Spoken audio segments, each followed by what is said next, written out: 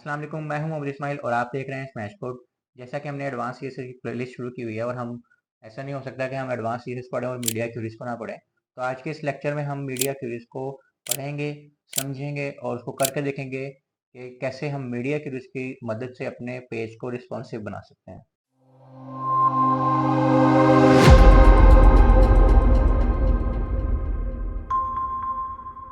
जैसा कि हमने देख लिया कि आज के इस लेक्चर में हमने जो बकाया मीडिया क्यूरीज में हमारा टॉपिक रह गया था, ठीक है, उसको हमने देखना है और उसके बाद हमारे पास देखते हैं, हमारे पास एक न्यू चीज़ भी है आज के लिए। तो जी ब्रेक पॉइंट्स देखते हैं। जैसे कि मैं लास्ट लेक्चर में बता रहा था कि एक स्टैंडर्ड ब्रेक पॉइंट्स होते हैं। तो सबसे पहले हमारा छोटे मतलब कह लेंगे या छोटे या बड़े मोबाइल फ़ोन्स की जो होती है ब्रेक पॉइंट में 0 to 480px, ठीक है। उसके बाद टैबलेट्स आ जाते हैं या लार्जर स्मार्टफोन्स आ जाते हैं, ठीक है। स्मार्टफोन्स का मतलब है फ़ोन सिंपल, और एक टैबलेट्स भी होते हैं, ठीक है। इसमें हमारे पास 481 से 768 तक लिमिट होती है, ठीक है।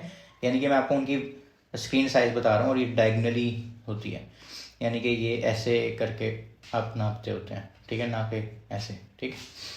तो ये डायगनली ही मेजर की जाती है। तो सबसे पहले हमारे पास स्मार्टफोन्स हैं, उसके बाद हमारे पास टैबलेट्स हैं या लार्जर स्मार्टफोन्स हैं 481 से 768 तक। यानी जब हम सेट कर रहे होते हैं ना अपने व्यू को, तो हम इस तरह के 4 ब्रेक पॉइंट्स के हिसाब से सेट करते हैं, ठीक है, ताकि अगर कोई वेबसाइट किसी भी चीज़ में चले इन चारों में से तो हमारी वेबसाइट ख़राब ना नज़र आए, उसका जो लेआउट है वो ख़राब ना हो, ठीक है।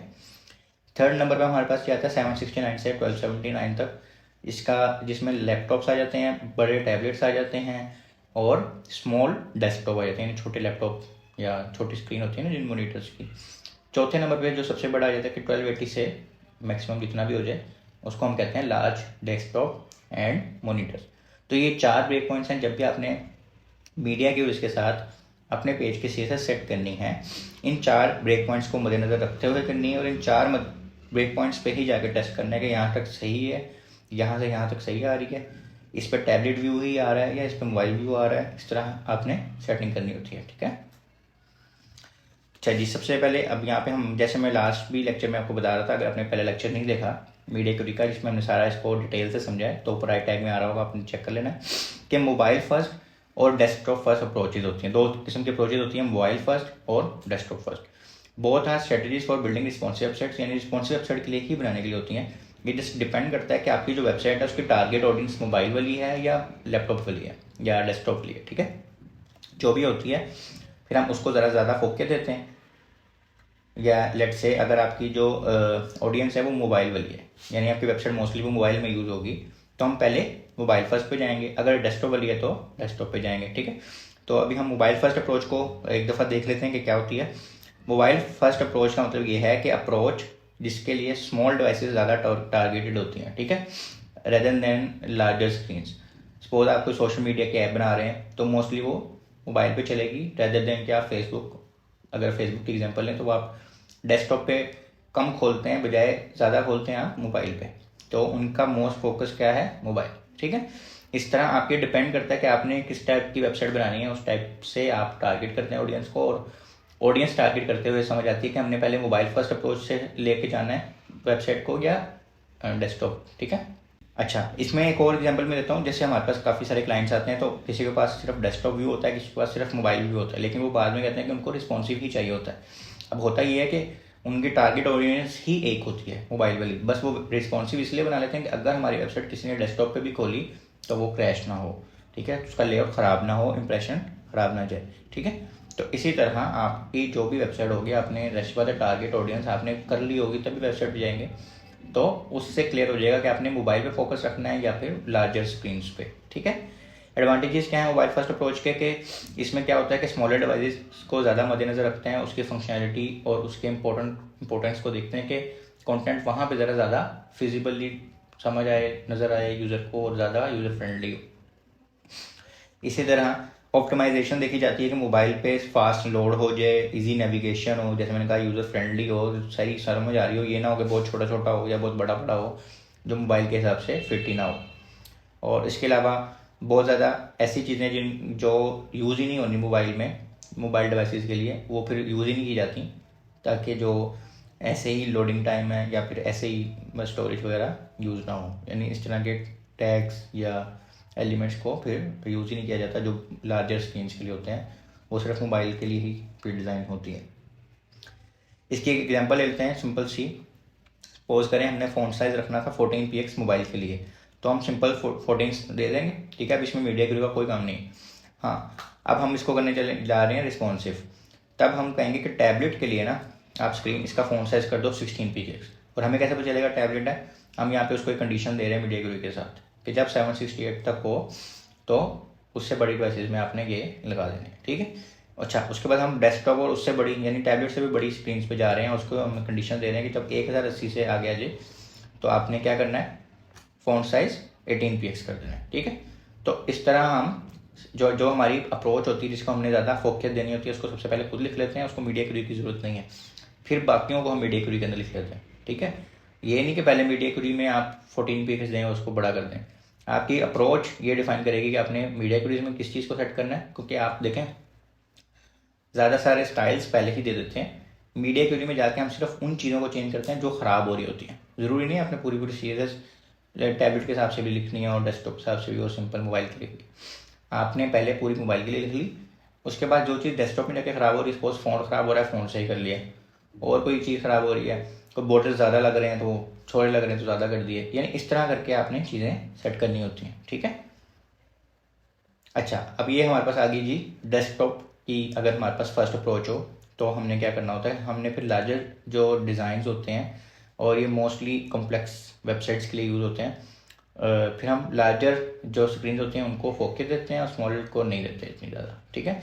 इसमें बहुत फ़ायदे हमारे पास क्या होते हैं या क्यों यूज़ होती है ये अप्रोच, जब हमारे पास कॉम्प्लेक्स वेबसाइट्स होती हैं जिसके अंदर काफ़ी सारा कुछ हमने डेस्कटॉप में शो करवाना होता है, यानी कि स्क्रीन पर शो करवाना होता है, लाइक डैशबोर्ड्स हो गए, ठीक है, एडिटर्स हो गए, तो इस तरह की हमने वहाँ पे यानी बहुत ज़्यादा चीज़ें शो करवानी होती हैं, तब हम जाके डेस्कटॉप फर्स्ट अप्रोच पे जाते हैं। और क्लाइंट की भी यही रिक्वायरमेंट होती है कि उसने उसके जो यूज़र्स हैं वो 90% डेस्कटॉप के हैं और 10% मोबाइल के हैं, ठीक है। तो फिर हम डेस्कटॉप पे ही शो करवाते हैं और उसमें हमारा डिज़ाइन भी फ्लेक्सिबल हो जाता है, हमारा लेआउट भी सही से सेट हो जाता है, ठीक है। वो सारी चीज़ें मोबाइल में आप शो नहीं कर सकते। आप बहुत दफ़ा नोट किया होगा कि काफ़ी सारी वेबसाइट्स हैं, अगर हम मोबाइल में खोलें तो कम ऑप्शन शो करती हैं, और वही वेबसाइट अगर आप या वही पेज आप डेस्कटॉप में खोलेंगे, अपने लैपटॉप में खोलेंगे, वो ज़्यादा ऑप्शन शो करेंगे। तो इसकी यही सीन होता है कि डेस्कटॉप फर्स्ट अप्रोच होती है उसमें, क्योंकि वो चीज़ें वहाँ पे जाके हिडन हो जाती हैं, क्योंकि वहाँ पे जगह ही नहीं होती इतनी ज़्यादा चीज़ें रखने की, ठीक है। क्योंकि वो उनको भी पता होता है कि हमारी मैक्सिमम वेबसाइट कहाँ पे यूज़ होनी है, डेस्कटॉप पे, ठीक है। इसकी एक एग्जांपल देख लेते हैं कि इसका सबसे पहले हम रखेंगे 18px और हम टैबलेट के लिए रख देंगे 16 और मोबाइल डिवाइसेस के लिए क्या करेंगे 14, ठीक है। यानी कि इसमें उल्टा है। तो आपकी जो भी अप्रोच होगी आपने उसके हिसाब से पहले उसको कवर करना है और उसके बाद आप सेकंड चीज़ पे और थर्ड चीज़ पे जाएंगे, ठीक है। ठीक है, अब इसको हम ट्राई भी कर लेते हैं। वैसे ऐसे जिसमें कोई ट्राई करने वाली चीज़ नहीं है, क्योंकि हमने एक जस्ट एक कॉन्सेप्ट पढ़ा है, ठीक है। फिर भी हम इसको एक नज़र देख लेते हैं कोड में भी। अच्छा, अब हम सपोज करें हम एक न्यू फाइल बनाते हैं यहाँ पे,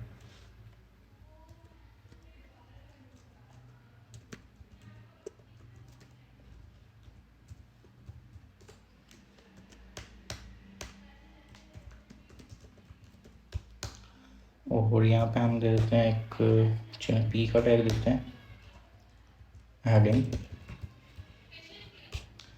और एक पी का टैग देते हैं, इसको कहते हैं ये पैराग्राफ हो गया हमारा, ठीक है। और इसको हम खोल भी लेते हैं अपने पास, ठीक है। ये हमारे पास एक हेडिंग आ गई और ये हमारे पास कंटेंट आ गया हमारा, ठीक है। अच्छा, अब हम क्या करते हैं, इसमें CSS लिखते हैं और इसमें इंटरनल CSS लिख लेते हैं, इसकी अलग से फाइल नहीं बनाते हैं, ठीक है। तो हम हेड के अंदर ही स्टाइल के टैग के अंदर, सॉरी,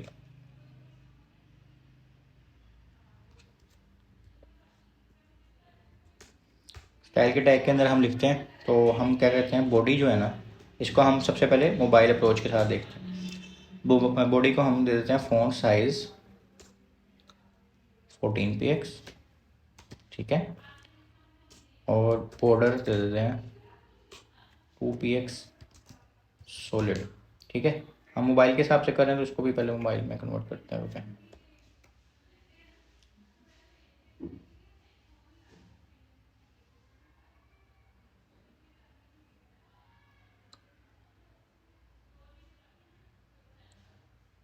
इसको हम ठीक हो गया, ये हमारा मोबाइल अब शो हो गया हमें, सही है। एक सेकंड, ठीक है। अच्छा, इसको अब हमारा एक तो फ़ोन हमें बहुत ज़्यादा छोटा लग रहा है अभी, क्योंकि हमारे पास ये असल में एक्चुअल मोबाइल नहीं है ना, ठीक है। इसको हम थोड़ा सा बड़ा करते हैं, ठीक है। अच्छा, जो हमारी हेडिंग है उसमें हम क्या करते हैं, हेडिंग को हम चलो पी टैग ले लेते हैं, क्योंकि हमारे पास एक ही अभी तो पी टैग है। फ़ॉन्ट साइज़ दे देते हैं जी 22 px, और इसको कहते हैं कि ये बोल्ड है, ठीक है।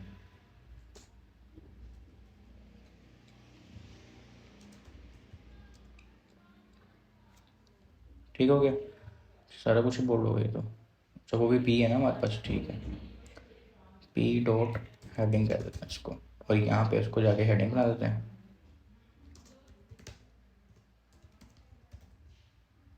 ठीक हो गया। अब ये हमारे पास एक हेडिंग बन गई और एक हमारा पैराग्राफ बन गया, सही हो गया। अच्छा, अब हमने इसको बॉर्डर भी दे दिया हुआ है और फॉन्ट साइज भी दे दिया। इसको हम कर देते हैं रेड कलर का बॉर्डर, ठीक है। और इसको पैडिंग वगैरह भी देते हैं।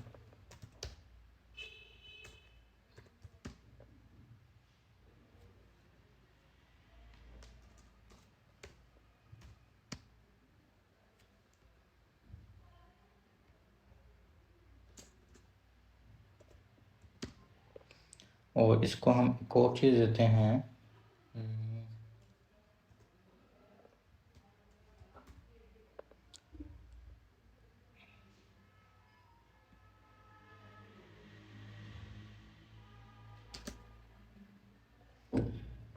अच्छा इसको ये देते हैं। चलिए, इतना बहुत है।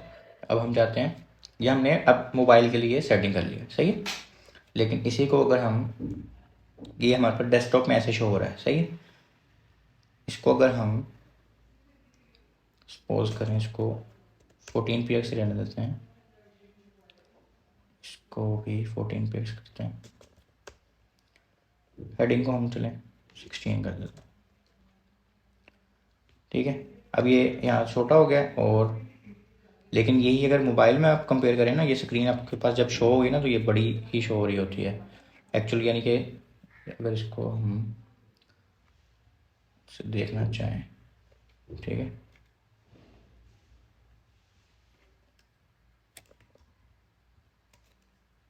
ये हमारे पास एक स्क्रीन होती है ना, तो उस हिसाब से ये साइज़ सही होता है, ठीक है। अच्छा, अब हम, ये तो हमने मोबाइल के लिए बना लिया। अब हम जाते हैं कि डेस्कटॉप में साइज़ बड़ा हो जाए और टैबलेट में भी साइज़ बड़ा हो जाए, ठीक है। तो हम इन स्टाइल्स को नहीं छेड़ेंगे, बल्कि हम यहाँ पे सपोज यहाँ पे एक लिख लेते हैं कि टैबलेट के लिए हम बना रहे हैं ब्रेक पॉइंट, और यहाँ पे हम कर देते हैं सिर्फ जो बॉडी का फॉन्ट साइज़ है वो हो जाए जी 16 px, ठीक है।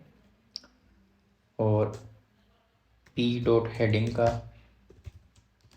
फॉन्ट साइज हो जाए जी 20 px, ठीक है।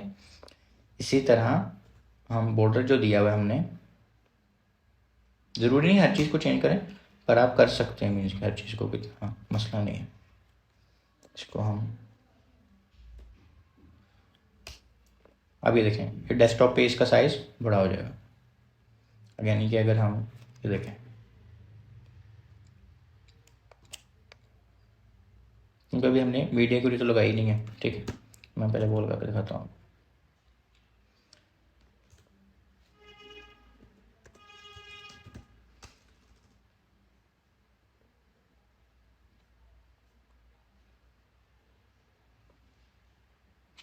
ये देखें, हमने इसको ख़त्म करते हैं।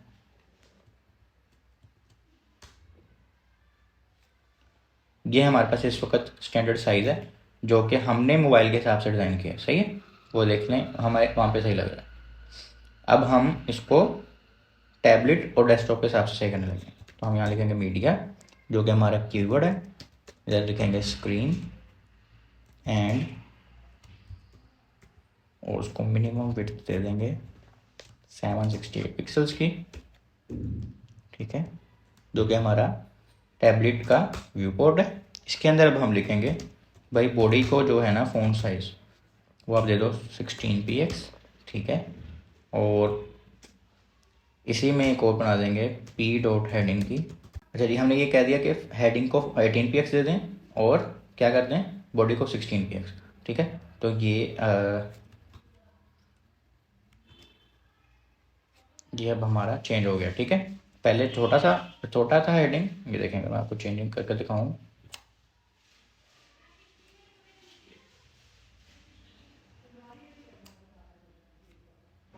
देखें ये छोटा था और अब ये साइज़ हमारा बड़ा हो गया। अब क्योंकि ये अभी हमने इसको मिनिमम सिर्फ विड्थ दी है, हमने मैक्सिमम विड्थ दी ही नहीं है, तो वो 768 पिक्सल से लेके ऑनवर्ड जितनी बड़ी भी स्क्रीन हो जाए उस पर उसने स्टाइल्स लगा दी। अब हमने क्योंकि ये सिर्फ टैबलेट के लिए किया था, अब हम एक डेस्कटॉप डिवाइसेस के लिए भी कर लेते हैं, ठीक है। डेस्कटॉप डिवाइसेस के लिए हम करते हैं जी media screen and minimum width 1080px। ये ध्यान से लिखिएगा, विड्थ मेरे से भी पिछली दफ़ा विड्थ में डी रह गया था तो वो मिस ना हो जाए। अच्छा, अब इसमें हम क्या कर देते हैं कि हमारा जो बॉडी का साइज़ है ना भाई वो थोड़ा सा और बड़ा कर दें, इसको कर दें 16px और पी डॉट हेडिंग का आप साइज़ कर दें 20px। सही हो गया। अब ये डेस्कटॉप डिवाइसेस के लिए रिफ्रेश करेंगे जाके तो ये सेकंड 16px था या 16 को 18 करना था, इसको 18 करते हैं। इसको हम कर देते हैं जी 18px, ठीक है। ये देखें ये 18px हो गया और हमारी जो हेडिंग है उसका साइज़ 20px हो गया। अब अगर आप छोटी स्क्रीन पे जाएंगे, यानी कि ये देखें ये आपकी फुल स्क्रीन साइज़ है यानी डेस्कटॉप है, और ये 768 पे जब जाएगी ये देखेगा ऊपर से तो उसका साइज़ छोटा हो जाएगा, ठीक है। यानी कि 1080 से जब नीचे जाएगी ना, मैक्सिमम जितना भी हो यही साइज़ रहेगा, लेकिन जब 1080 से नीचे ये देखें साइज़ चेंज हो गया, और जब 768 से भी नीचे जाएगी तो भी साइज़ चेंज हो जाएगा, ठीक है। तो इस तरह हमने इसको पहले मोबाइल के हिसाब से लिखा, ये हमने मोबाइल के हिसाब से सिंपल इसको स्क्रीन ये दिया, ये हमने इसको मोबाइल के हिसाब से दिया, ठीक है। यहाँ पे सिंपल, क्योंकि हमारी मोबाइल फर्स्ट अप्रोच थी, और उसके बाद हमने इसको टैबलेट के हिसाब से भी दे दिया, और यहाँ पे भी हम लिख देते हैं डेस्कटॉप के हिसाब से भी हमने इसको स्टाइल दे दिए ये, ठीक है। तो इस तरह हम इसको अपने हिसाब से अपने अप्रोचेज के हिसाब से सेट कर सकते हैं, ठीक है। अच्छा, अब हमारे पास ये तो होगी मोबाइल फर्स्ट अप्रोच। अब हम देखते हैं डेस्कटॉप फर्स्ट अप्रोच में हमने क्या करना है, ठीक है। अच्छा जी, डेस्कटॉप अगर फर्स्ट अप्रोच होगी तो बस इसको हम थोड़ा सा उलट कर देंगे, ठीक है। इसको अगर मैं आपको जैसे एक एग्जांपल दे देता हूँ इसकी भी, कि जो हमारा बॉडी का साइज़ है सबसे पहले हम इसको 16 पिक्सल दे देंगे या 18 पिक्सल दे देंगे, ठीक है। और हेडिंग को हम 20 पिक्सल दे देंगे, पहले ही हम ये दे देंगे, ठीक है। और जब हम ये तो टैबलेट के लिए है तो उसको हम क्या करेंगे, तो हम कहेंगे 16 पिक्सल ही रहेगी, ठीक है। और ये भी 18 सही है।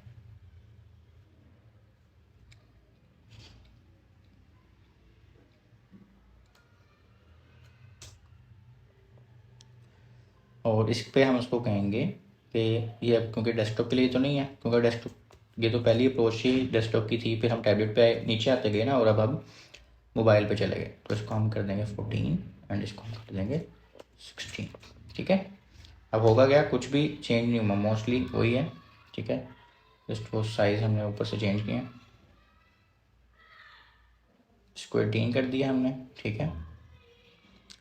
और इसको हम बॉर्डर भी ज़रा ज़्यादा, ठीक है, ताकि डेस्कटॉप के हिसाब से भी सही लगे ना। और ये बॉर्डर हम इधर 3 पिक्स कर देते हैं और मोबाइल में हम 2 पिक्स कर देंगे। ठीक है, तो कोई कन्फ्यूजन वाली बात नहीं है, आराम आराम से मैं इसलिए समझा रहा हूँ ताकि अच्छा हमने वो चीज़ें तो चेंज ही नहीं की, ये जो करने थे हमने ब्रेक पॉइंट्स चेंज करने थे वो तो किए नहीं। ठीक है, उसको अब हम मिनिमम की जगह मैक्सिमम दे देंगे ताकि वो नीचे से ऊपर को देखेगा। सही है, मैक्सिमम विड्थ, इधर भी हम उसको मैक्सिमम विड्थ करके 768 पिक्सल तक दे देंगे। ठीक हो गया। अब ये हमारी डेस्कटॉप ऑफ फर्स्ट अप्रोच होगी। क्या हो गया, ये हमारा डेस्कटॉप हो गया। ठीक है, और सेकेंड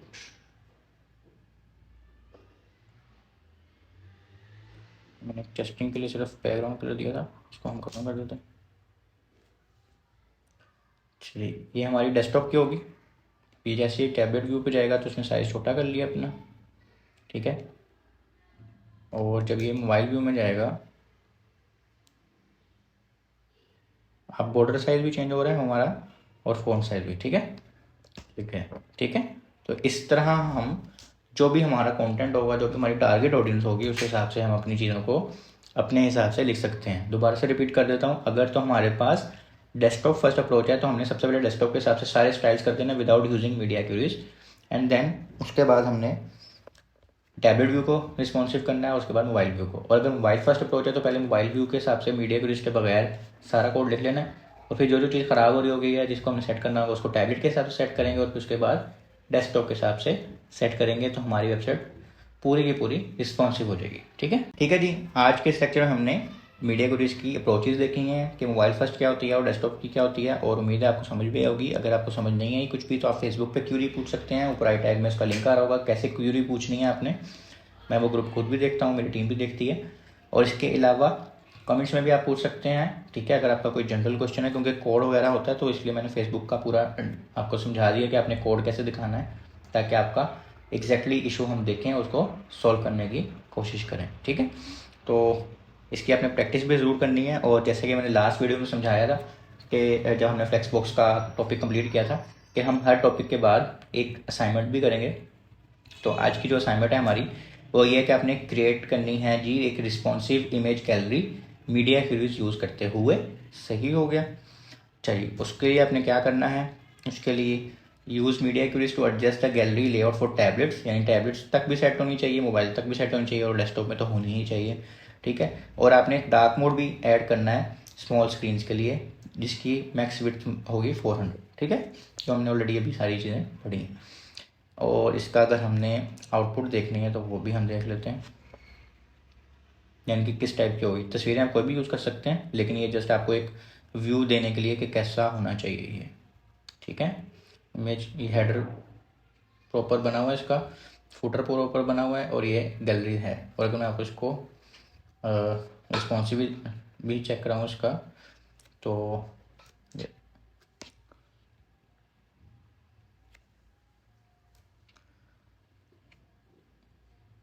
ठीक है, जिस भी आप साइज़ पे लेके जा रहे हैं वो आपको रिस्पॉन्सिव भी दिखा रहा है। ये देखें ज़रा। ठीक है, ये आपका लेआउट ख़राब नहीं हो रहा। ओके हो गया। और जब आप जाएंगे शॉर्ट व्यू में, यानी कि 400 पिक्सल का जो आपको लिमिट दी हुई है, उसमें आपने इसको डार्क मोड में भी कन्वर्ट करना है। जैसे देख रहे हैं आप, बैकग्राउंड डार्क हो गया आपका। सही है, तो ये चीज़ें आपने बना के तो सबमिट करवानी है। ठीक है, सबमिट करवाने का क्या तरीका है वो भी देख लेते हैं हम। ठीक है, तो सबमिट कैसे करवानी है हम ये देख रहे हैं। तो ये फेसबुक पे एक ग्रुप है स्मैश कोड कम्युनिटी के नाम से। ठीक है, आप इसको ज्वाइन कर सकते हैं, और ज्वाइन करने के बाद आपने क्या करना है, आपने पोस्ट मतलब अपनी असाइनमेंट बनाने के बाद, क्योंकि अब असाइनमेंट मैं अगले हफ्ते बनाऊँगा। ठीक है, तो आपके पास पूरा एक हफ्ता है, अगले सैटरडे तक आपके पास टाइम है। उससे पहले पहले तक आपने ये असाइनमेंट बना के सबमिट करवा देनी है, अपना आपने नेम लिख देना है। ठीक है, उसके बाद आपने कहना है जी असाइनमेंट नंबर ये है 2। ठीक है, क्योंकि पहली असाइनमेंट थी फ्लेक्सबॉक्स की जो हमने पिछले हफ्ते कर ली थी। ठीक है, पिछले हफ्ते सॉरी। तो असाइनमेंट नंबर 2। ठीक है, और उसका आपने नेम लिख देना, जैसे रिस्पॉन्सिव गैलरी है नाम। ठीक है, जो भी आपका नाम है, और उसके बाद आपने उसका यूआरएल दे देना, जो कि गिटहब पे या नेटलिफाई पे आप डिप्लॉय कर सकते हैं। इसका आप अगर आपको नहीं पता गिटहब को नोटिफाई क्या होता है तो ऊपर राइट टैग में लेक्चर आ रहा होगा, आपने उसको देख लेना है। ठीक है। अच्छा, आपने एक यूआरएल देना है जिस पर मैं वेबसाइट जाकर चेक करता हूँ, कोड नहीं, और गिटहब का कोड दे देना आपने, उसका भी यूआरएल दे देना है। ठीक है। यहाँ पे आपने नेटलिफाई या वर्सल का दे देना है, इससे मैं वेबसाइट जाके चेक करूँगा, जैसे भी हमने खोल के देखी थी असाइनमेंट वैसे। और गिटहब का आपने दे देना है जिस पर कोड जाके मैं चेक कर सकता हूँ। ठीक है। तो ये 4 चीज़ें आपने देनी है ताकि हम आपकी असाइनमेंट चेक करें, और अगर उसमें कोई भी गलती है या कोई भी चीज़ आपको बतानी है तो आपको गाइड किया जा सके। ठीक है। तो अगले सैटरडे तक आपके पास टाइम है, अपनी ये बनानी है। और अगर आप बनाने में कामयाब हो जाए बहुत अच्छी बात है, आप कमेंट्स में भी नीचे बता सकते हैं कि मैंने सबमिट करवा दी है। और सपोज़ करें आपको कोई मसला आता है या कोई परेशानी आती है, आप पूछ भी सकते हैं, बल्कि तब तक आप वेट भी कर सकते हैं। अगले हफ्ते हमारी यही असाइनमेंट मैं रिकॉर्ड भी करके आपको दिखाऊंगा और लाइव बना के दिखाऊंगा कि कैसे बनती है। ठीक है। तो आपको क्लियर भी हो जाएगा। अगर आपकी बन भी गई हुई तो आप चेक कर सकते हैं कि मैंने सही बनाई है, कोड सही लिखा है। तो ये आपके लिए ही शुरू किया ताकि आपको प्रॉपर्टीज़ के साथ साथ ये भी समझ आती जाए कि कौन सी चीज़ कहाँ पे हमने कैसे यूज़ करनी है। उम्मीद है आपको इस सब की समझ आई होगी जो हमने आज पढ़ा है। तो अपना बहुत सारा ख्याल रखें, मिलते हैं अगली वीडियो में। अल्लाह हाफ़िज़।